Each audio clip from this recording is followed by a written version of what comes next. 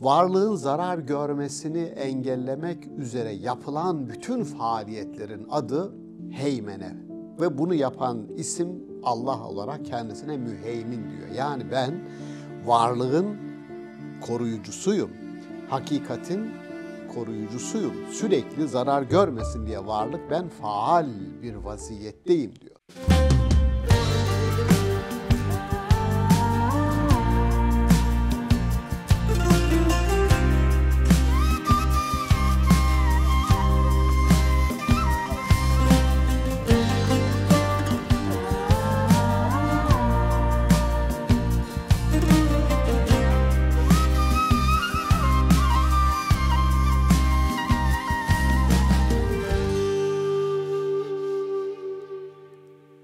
İstanbul Okulu'ndan herkese merhaba. Sevgili seyirciler, konuğumuz Profesör Doktor Şaban Ali Düzgün'le insan yaşamındaki eksikliklerin tamamlanması, fazlalıkların atılması olarak dinden bahsedeceğiz.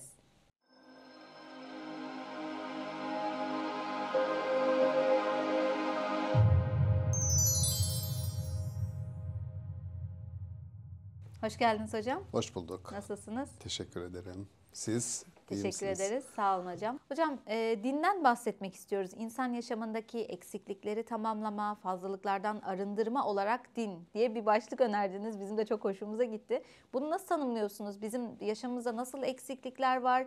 Neleri tamamlamak istiyoruz? Nasıl değerlendiriyorsunuz? Evet, bu başlık aslında biraz kendisi bile bir mesaj içeriyor. Bir yönlendirme var. Yani bir insanın yahut bir toplumun yeniden dinle buluşması. Bu yeniden dediğim şu anlamda yeni, çünkü dini gelenekler var.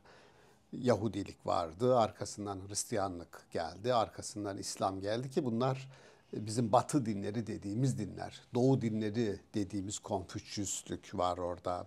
Cainizm var, Hinduizm var, onun içinden çıkan Budizm var vesaire. Yani Doğu dinleri var.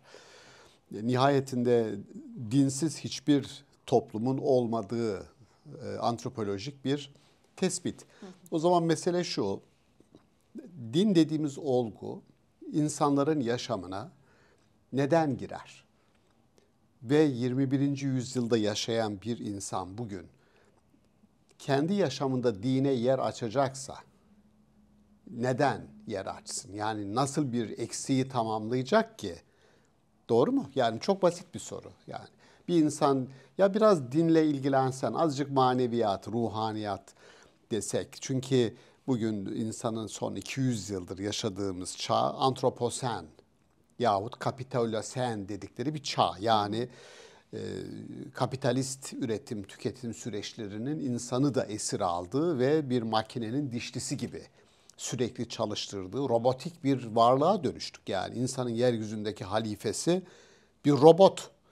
Robot gibi sabahın köründe kalkıyor, akşamın belli bir saatine kadar kurulu düzenin yürümesi için çalışıyor. Ve bu mekanik sistemin içerisinde bir de onu yağlayalım, cilalayalım. Ya da bir yemek servisi yaptınız ama yemeğin yağı yok, tuzu yok, sosu yok işte vesaire vesaire. Bu din dediğimiz olgu mekanik bir dünyaya, bir anlamda ruhsuz bir dünyaya, işte maneviyat dediğimiz, spiritüalite dediğimiz, bütün o arayışların yani fizik dünyanın metafiziği ya da bir bedenin ruhu olarak söylediğimiz din bir insanın dünyasına ne katacak? Yahudilik neden kendisinden sonra Hristiyanlığı üretti ya da Hristiyanlıktan sonra neden İslam geldi? Ne eksildi de onu yerine koymak için geldi? Ya da din namına dinden olmayan ne insanların yaşamına sokuldu ki sonradan gelen din onu tekrar bu dinle alakası yok, kaldırın bunu, atın demek için geldi. Burada Kur'an-ı Kerim benim çok kelimenin anlamını arayıp baktığımda kelimenin kökünü çok etkilendiğim bir kelime var. Allah'ın da ismidir bu söyleyeceğim kelime. Kur'an-ı Kerim'in de ismidir. Müheymin. Müminun, müheyminun, azizun, cebbarun diye Kur'an-ı Kerim'de ardı ardına sayılan Allah'ın isimlerinden bir tanesi. Müheymin. Kelimenin kökü heymene. O da şu, bir kuş yuvası düşünün. Yuvada kuşlar var, yavru kuşlar ağacın tepesinde. Bir de ana kuş sürekli yuvanın üzerinde uçuyor. Niye uçuyor? Uçuşunun sebebi o yavrulara gelebilecek herhangi bir yırtıcı saldırıyı, diyelim bir kartal, bir şahin, bunu önlemek. Dolayısıyla varlığın zarar görmesini engellemek üzere yapılan bütün faaliyetlerin adı heymene. Ve bunu yapan isim Allah olarak kendisine müheymin diyor. Yani ben varlığın koruyucusuyum. Hakikatin koruyucusuyum. Sürekli zarar görmesin diye varlık ben faal bir vaziyetteyim diyor. Dolayısıyla insanlar eliyle dejenere edilen, insanlar eliyle bozulan ne varsa aslında onun bozulmaması için ilahi irade bir gayret gösteriyor, bir çabanın içine giriyor. Peygamberden sonra bir başka peygamberin gönderilmesinin sebebi o. Şimdi yani Yahudilik bitiyor, arkasından Hristiyanlık geliyor. Yani Hazreti İsa aslında bir Yahudi ailenin çocuğu. Yani annesi Meryem mabede adanan bir erkek çocuk olarak adanmış ama doğunca kız çocuk olarak mabette öyle kalmış. Yoksa yani mabede adanma geleneği bir Yahudi geleneği ve İsa bir Kudüs'te bu geleneğin bir parçası olarak dünyaya geliyor. İyi de bu kadar Yahudi peygamber varken, o gelenek akmış gelmişken Davud'u, Süleyman'ı bildiğimiz bütün isimler ne oldu da birden yeni bir aşamaya geçildi? Çünkü insanları kurtarsın diye, özgürleştirsin diye gönderilen Yahudilik o şeriat kalıbı içerisinde, Talmud kalıbı içerisinde insanları çok daha köleleştirdi. Yani Allah diyor ki mesela biz size cumartesi yasağı yazmadık. Böyle bir şey söylemedik. Bunu siz kendiniz icat ettiniz. Anlıyorsunuz ki insanlar din etiketi altında hiç de Allah'tan gelmeyen, hiç de peygamberden gelmeyen üretimler yapabiliyorlar. Yani kendilerine yükler yüklüyorlar bu Kendilerine fazlalıklarla. tabii hepimizin Amener Resulü'nü okurken hepimizin kulağında vardır. Ve la tahmil aleyna ısran kema hameltehu alellezine min qablina. Bizden önceki insanların, Yahudiler gibi ısrarla yüklendikleri, kendileri ısrar ederek yüklendikleri yük, biz ne olur böyle bir şeye biz girmeyelim ya Rabbi, bizi bundan koru diyor. Bize yükleme diye tercüme ediyorlar da Allah zaten yüklemiyor. Bizim böyle bir yükün altına girme iradesinde bulunmamızı engelle, ne olur bunu yapmayalım diyor. Çünkü bizden öncekiler yaptı. Şimdi anlıyoruz ki din olmayanlar sokuluyor. Bir başka nokta, dinin asli unsuru olan, yani din dediğiniz şeyin içerisinde ne var, ne olmalıdır? Din kendisi için istediğini başkası için de isteme erdemini gösterecek mümin insan. Kendisi için istediğini başkası için isteyebilecek. Kendisi için istemediğini başkası için de istemeyecek. Bu Hazreti Peygamber'in altın kural, yaşamın altın kuralı olarak bizim tespit ettiğimiz bir sözüdür, bir hadisidir. Şimdi bu erdemi gösterdiğinizde hayat bütünlenmiş oluyor. Herkes için istiyorsunuz. Herkes için istediğiniz zaman adalet sağlanmış oluyor. Eşitlik sağlanmış oluyor.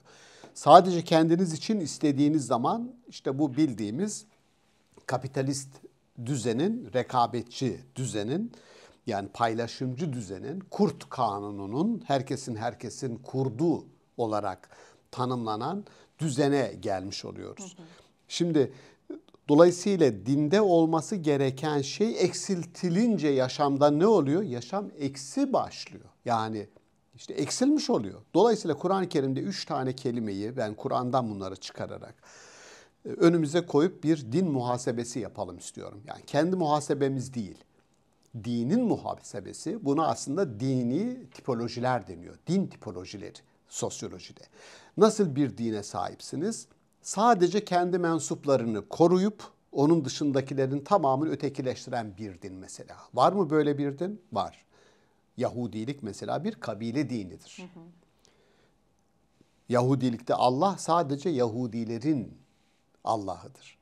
Onlar diyor ki biz Allah'ın oğulları biziz diyor. Nahnu ebnaullah. Biz Allah'ın oğullarıyız. Kur'an-ı Kerim'de diyor. Cennete sadece biz gireriz Yahudiler diyor. Kur'an-ı Kerim ne cevap veriyor? Bu sizin kuruntunuzdan ibarettir. Anlıyorsunuz ki kişinin kendisini öne çıkarıp başkalarını ötelediği, kendisini başkası ya da başkasını kendisinin cehennemi olarak gördüğü. Bu çok meşhur bir sözdür. Yani insan insanın varoluşçuda söylenir, varoluşçulukta var. İnsan insanın cehennemidir diye. Başkası benim cehennemimdir. Dostoyevski'nin çok güzel bir sözü var. Cehennem dediğiniz yer insanın yüreğinde sevginin, merhametin bittiği yerdir diyor. Tabii ki senin yüreğinde başkasına verecek bir merhamet, duyacak bir empati, o duygu yoksa bütün kanallar, iletişim kanalları, etkileşim kanalları tıkandıysa, idrak yolları enfeksiyonuna uğradınsa, dolayısıyla tabii ki başkasına cehennem olursun. Şimdi bu eksiltilen, benim korkum şu, dinden neyin eksiltildiği konusunda ciddi bir muhasebe yapmadığımız için 21. yüzyılda din dediğimizde şunu çok rahat biri söyleyebilir. Ya bugün artık dine yer mi kaldı yani? O zaman soru şu, dinden ne bekliyorsun? Yani dinden biz bugün ne bekliyoruz? Yaşamda din dediğiniz şey insanların iki faktör. Ben diyorum ki birey, tekil olarak insanın anlamını, toplumun adalet duygusunu doyuran bir odaktır. Yani kişi için anlam, buraya gelmeden önce bir arkadaşımız sordu, dün fakültede uğradı. Dedi ki ya bu intiharı dedi Kur'an-ı Kerim'in yasaklaması, dinimizin intiharı yasaklaması, keskin bir dille yasaklaması. Neden hocam dedi ya. Ya dedim çünkü çok kolay bir eğilim ve binlerce insan her yıl binlerce, on binlerce insan intihar ediyor. Oysa biz biliyoruz ki ne huzurun, güzelliğin, iyiliğin bizim sınırsız ne de hüzüntü, işte kötülük, aklınıza ne gelirse, rahatsızlık, hastalık sınırsız. Evet, üzüntünün de bir sonu var. Yani mükemmel bir anımızın da sonu var. Çok bizi üzen bir anın da sonu var. Dolayısıyla beni şu anda depresyona sürükleyen ve intiharın eşiğine getiren bir olay 2 saat sonra ortadan kalkabiliyor. Dolayısıyla yaşamın değişkenliği ve eğer umudu beslerseniz, umudunuzu yani insanı hayata tutunduran en temel yaşam enerjisi umut. Kur'an'ın da yaptığı bu aslında, besliyor umut. Bu umudu sürekli canlı tuttuğunuzda olacak olan şey geleceğinizin şu anınızdan daha hayırlı olduğudur. Bunu biliyorsanız yani Kur'an'ın yaptığı nedir? Kur'an'ın yaptığı size yaşam enerjisi vererek yaşamın etkin bir faili haline sizi getirme çabası. Şimdi o zaman şu, dinde eksik olan ne varsa onu tamamlayacağız. Buna Kur'an-ı Kerim'in el yevme ekmeltu lekum dinekum. Bugün sizin dininizi tamamladım dediği şey nedir? Yani din nasıl tamamlandı? Diyorum ki kendinden önceki dinlerde eksik bırakılan ya da dinden eksiltileni tamamladı. Neydi o? Bana sorarsanız bugünün dünyasında en fazla ihtiyaç duyduğumuz şey eksiltildi. O da şu, iyiliği herkes için isteme erdemi kaybedildi. Yani Yahudiliğin de Hristiyanlığın da temel felsefesi bu. Din sanki kendisine yontuyor, kendi mensuplarını koruyor. Onun dışında kalanlara bigane, onun dışında kalanların canı cehenneme. Böyle bir din bölücü, parçalayıcı bir ideolojiye dönüşüyor. Tedeyyün dediğimiz. Şimdi yani din ve ideoloji arasındaki fark nedir? İşte ideoloji dediğiniz belli bir idea etrafında bazı insanları örgütler, onun dışında kalanlara karşı örgütler. Dinin yaptığı şey, din vallahu yed'u ila daris selam. Bakın herkesi Allah dünyayı bir barış ve esenlik yurduna çağırmaya, onun gayretine girmeye davet ediyor. Herkes için. Dolayısıyla birincisi şu muhasebe yapacağız. Yani bugün seküler, modern dediğimiz toplumlarda dünyada yani 200 yılı aşkındır biz seküler ve modernlik dönemlerinde yaşıyoruz. Ve bu sekülerliğin, modernliğin insanı odağa koyarak yaptığı birçok iyilik var. Çünkü insanın onuru var, haysiyeti var. Din dediğiniz şeyde, felsefe dediğiniz şeyde, ekonomi dediğiniz, siyaset dediğiniz şeyde bu insanın onurunu dikkate alarak bütün düzenlemelerini yapacak. Bu anlamda modernliğin büyük bir başarısı var bana sorarsanız. Hukukun üstünlüğü, kanun önünde eşitlik herkes için. Bu mükemmel. Ama öbür taraftan biz biliyoruz ki katliamlar, savaşlar, bu tüketim toplumundaki bazı insanların zayıf düşürülmesi vesaire. Bütün bunlar da modernliğin ürünleri. O zaman bir muhasebe yapacağız. Diyorum ki 21. yüzyılda dini tekrar toplumun gündemine getirdiğimizde iddiası şu olmalıdır. Ben sizin yaşamınızda olmayan, sizi iyileştirecek olan bir şeyi buraya getireceğim. Nedir o? Her iyiliği herkes için isteyebilme erdemidir. Hocam burada eksikliklerden söz ediyorsunuz. Dindeki eksikliklerin tamamlanması. Bir de fazlalıklar var. Dine insan kendi hayatından nasıl fazlalıklar yüklüyor da bunları arındırmamız gerektiğini düşünüyoruz, söylüyoruz. Yani bu aslında çok tartışma getirebilecek bir şey ama Kur'an-ı Kerim'de ruhban sınıfı ya da rahipler grubu yahut Yahudi ile din adamlarından bahseder. Rabbiler, Ribbiler diye farklı formlarda. Onların dinden olmayan birçok şeyi din namına insanlara yüklediklerini ve bir tür uluhiyete soyunduklarını söyler Kur'an-ı Kerim. Hazreti Peygamber'in Necran Hristiyanlarına böyle bir eleştirisi var. Sizler rahiplerinizi ilah ediniyorsunuz der. Necran Hristiyanları der ki diyaloglarında Medine'de biz böyle bir şey yapmıyoruz. Bizim rahiplerimizi asla ilah edindiğimiz söylenemez diyor. Peygamberimiz diyor ki siz onların helal dediğini tamam helal, haram dediklerini tamam haram diyor musunuz? Evet diyoruz. Bu onları Rab edinmektir diyor. Dolayısıyla şimdi bir bakın bizim literatürümüze haramların sayısı inanılmaz sayfalarca sayılabilir. Haramlar. Oysa haram kılma yetkisi sadece Allah'a aittir. Dolayısıyla bu konuda biraz dilimizi terbiye etmemiz lazım. Kur'an-ı Kerim istisnalar yaparak mesela hayat mübahlar alanıdır. Hayatta her şey serbest. Ama bazı şeyler insanın kendisine ve topluma zarar verdiği için istisnalar helallere değil haramlara yapılır. Yani şöyle mesela vela günahe şunu yapmanız günah değildir der Kur'an-ı Kerim. Yani her şeyi yapabilirsiniz ama birkaç küçücük sınırlama size yapar ve hayatı size verdiği benim sürekli seslendirdiğim bir cümle insanın içindeki akıl peygamberdir. İnsanın dışındaki peygamber yani bildiğimiz peygamber insanın dışarıdaki aklıdır. Yani peygamber ile insanın aklı aynı kaynaktan gelir. Yani bir örtüşmeye ihtiyacımız var. Örtüşmeye bir mutabakata ihtiyaç var ki öyledir de. Çünkü benim aklımın kaynağıyla o peygamberi bana gönderen aynı ilahi iradedir. Bu ikisi arasında bir çatışmanın olması mümkün değil. Peygamber gelmese dahi benim aklım beni sorumlu tutar. Yapıp ettiğim her şeye sahip çıkıyorum. Dolayısıyla bu insanın bunu hissetmesi, sorumlu hissetmesi ve dışarıdan bize dayatılacak yani sadece din namına değil. Yani insanlık namına da benim hayatımı daraltacak, yaşamı zorlaştıracak ne varsa aslında bu yaşamın kendisine de suikasttir.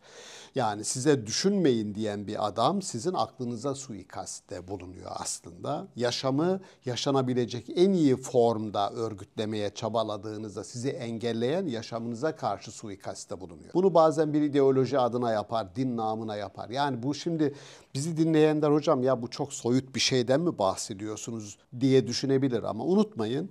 Tarihte sözlerinden dolayı, söylediklerinden dolayı doğuda ya da batıda yakılan ya da ipe çekilen birçok insanın olduğunu biz biliyoruz. O zaman şuradayız. Din, insanın canı, malı, aklı yani düşünce hürriyeti, dini ve nesli koruma altındadır dediği zaman şunu sağlıyor. Bir insan ne söylerse söylesin. Birisine fiziki olarak zarar vermediği zaman düşünce özgürlüğü kapsamındadır ve söyleyecek bunu. Bunu söyleyecek.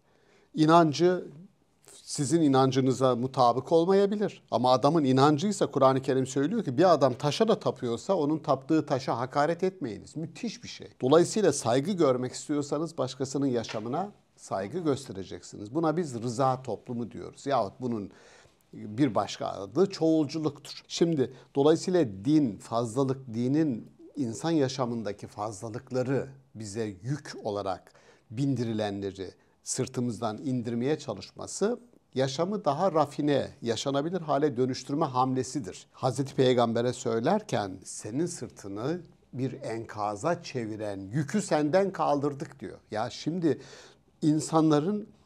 insanların her şeyini enkaza çeviren bir yüke çevirebilirsiniz deyin. Öyle şeyler istersiniz ki. Mesela Allah diyor ki la yükellifullahu nefsen illa vüsaha.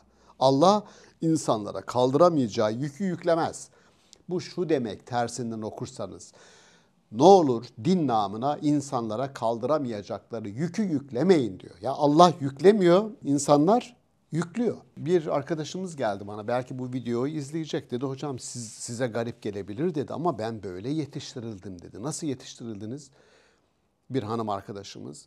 Ya konuşurken dedi erkeklerin gözüne bakmamak üzere dedi. Ben insanların yüzüne hayatımda hiç bakmadım dedi. En sonunda ya üniversiteyi bitirdim ben dedi. Sonra psikiyatri kliniğinde nefes aldım diyor. Sonra oraya gittim diyor.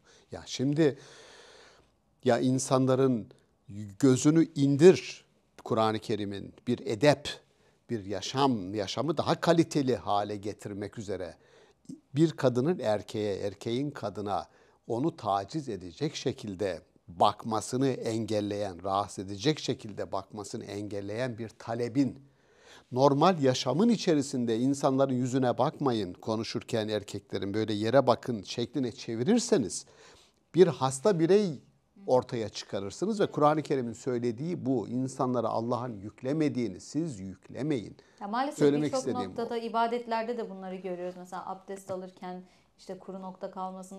Bunu da bir mesela takıntı haline getirip Tabii evet, obsesif insanlar tümüyle, yapıyoruz. Yani. birçok hani psikiyatri kliniklerinde bununla ilgili de dinle ilgili takıntılarını yüklenmiş bir baskıyla yetişmiş insanların hayat boyu çektiği bu zulüme dönüşen bir şey Tabii, aslında dini tabii. bir yük olarak sırtında taşıyarak aslında iyi bir şey yaptığını zannederek, dinini yaşadığını zannederek ama hayatı da bir çileye dönüştürmek gibi bir şeye dönüşebiliyor. Ya bu riskleri din dediğimiz olgu insan yaşamına giriyorsa onu daha müreffeh, daha konforlu bir alana, standardı yüksek bir yaşam kalitesine eriştirmek için geliyor. Yani diyorum ya soru şu, bugün size birisi bir zihin, genç, orta yaş, ileri yaş hiç fark etmiyor. Dese ki net, şu ana kadar benim yaşamıma din hiç girmedi hocam. Aileden, çevreden hiç olmadı. Ama ben arzu ediyorum benim yaşamımda din, Allah yer tutsun istiyorum. Ama bana ne katacak hocam dese ne diyeceksiniz? Ya kuracağınız cümleler eğer hayatı olduğu halden daha iyiye çıkarma iddiası içermiyorsa o cümleyi kurmayın. Kuramazsınız. Kursanız da bir karşılığı olmaz. Yani doktora giden bir insan daha iyi olmak için gidiyor. Mevcudu koruyayım diye değil, daha iyi olmak için. Dolayısıyla din bizim yaşamımıza giriyorsa, böyle bir talep, örtük ya da açık bir talep varsa önce beni iyi hissettirmesi lazım. Fiziki bir varlığımı metafiziki olanla, Allah'la bir iletişime sokacak, bir, onu sağlayacak. Kendi yaşamıma anlam katacak. İki, başkalarıyla iletişimi açacak, gözünü indir diyerek koparmayacak. Kur'an-ı Kerim insanı iletişim varlığı olarak yarattı. İletişimi koptuğu anda bu insan hasta. Ben çevremdeki insanlara hocam bugün çok darlanıyorum, çok boğuluyorum diyen öğrenci ya da arkadaşlarımız hemen diyorum bir arkadaş grubuna gidin bir yerde oturun sohbet edin. Ya iletişim birçok yüzyılımızın birçok hastalığının ilacı. Konuşmaktan aciziz. Dolayısıyla sen şimdi eğer bir blokaj, inanan bir insanın başkalarıyla iletişimini bloke edersen ona haksızlık yaparsın. Dini kendi grubunu yaratıp onun dışındakilerle iletişimini kesersen bu dinin arzu ettiği şey bu değil. Dolayısıyla başlığımızı onun için koyduk. Dinde var olan, yaşamda var olan din eksiklikleri tamamlayacak. Varsa ona fazladan yüklediğimiz, bindirdiğimiz onları da bizim sırtımızdan indirecek. Kur'an-ı Kerim'in Peygamberimize hitaben söylediği şey, bütün o hitapları bizedir. Diyor ki sizden ağlalı kaldırır. Gıl dediği hem fiziki anlamda elimizi ayağımızı bağlayan kelepçe bukağıdır. Bizi hareketsiz tutar. İkincisi içimizde başkalarına karşı beslediğimiz kin ve nefrettir. Yani bir insanın dünyasına, zihnine, gönlüne din nüzul ediyorsa, iniyorsa başkalarına karşı içindeki kini, öfkeyi, haseti bir defa oradan çekip almalıdır. Dindar bir insan şunu düşünsün. Ramazan bunun muhasebe ayıdır. Etrafımdaki insanlara karşı ne kadar müsamahakarım, ne kadar toleranslıyım, ne kadar ilk hatalarında hemen onları ötekileştirme ve hemen onları etrafımdan uzaklaştırma hamlesine girişiyorum. Tamam, şunu kabul ediyorum. İnsan şunu toksik bireyler dediğimiz, oturup konuştuğunuzda sizi zehirleyen insanlar, onlardan uzak durun. Toksik bireylerden uzak durun.